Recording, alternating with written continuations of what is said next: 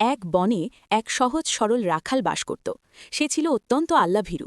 প্রতিদিন সে বনে মেষ চড়াত আর সারাটা সময় আল্লাহর জিকিরে মগ্ন থাকত। তার সাথে সবসময় একটি লম্বা লাঠি থাকত। একদিন এক দুর্ধর্ষ ডাকাত দল সেই বনে আক্রমণ করল। তারা রাখালের সব মেষ লুট করার পরিকল্পনা করল। ডাকাত সর্দার রাখালকে ধমক দিয়ে বলল, এই রাখাল, তোর সব মেষ আমাদের দিয়ে দে, না হলে তোকে শেষ করে দেব। রাখাল শান্ত গলায় বলল, এই মেষগুলো আমার নয়, আমার মালিকের। আমি আল্লাহর ওপর ভরসা করি, তিনি ছাড়া আমি কাউকে ভয় পাই না। আপনারা এগুলো নিতে পারবেন না। ডাকাতরা তাকে উপহাস করে হাসতে লাগল। সর্দার তলোয়ার বের করে বলল, তোর আল্লাহ কি এখন তোকে বাঁচাতে আসবে? দেখি তোর লাঠি দিয়ে তুই আমাদের কি করিস।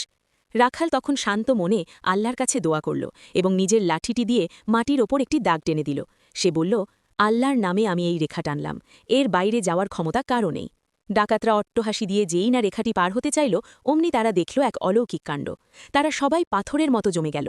তাদের পা নড়ছে না, হাত দিয়ে তলোয়ারও চালাতে পারছে না। তারা ভয় পেয়ে গেল। ডাকাত সর্দার বুঝতে পারল, এই রাখাল কোনো সাধারণ মানুষ নয়, বরং আল্লাহর এক প্রিয় বান্দা। সর্দার কাঁদতে কাঁদতে বলল, হে রাখাল, আমাদের মাফ করে দাও। আমরা বুঝতে পেরেছি যে যার সাথে আল্লাহ আছেন তার ক্ষতি করার ক্ষমতা কারও নেই। আল্লাহর কাছে দোয়া করো যেন আমরা মুক্তি পাই। আমরা কথা দিচ্ছি আর কোনোদিন অন্যায় করব না। রাখাল আল্লাহর কাছে দোয়া করল এবং ডাকাতরা মুক্তি পেল। তারা সবাই তওবা করে সৎ পথে ফিরে এলো এবং সেই রাখাল বালকের কাছেই দিনের শিক্ষা নিতে শুরু করল। এই গল্প থেকে শিক্ষা, তাওয়াক্কুল, ভরসা। বিপদে পড়লে ঘাবড়ে না গিয়ে আল্লাহর ওপর ভরসা রাখলে অলৌকিক সাহায্য আসে।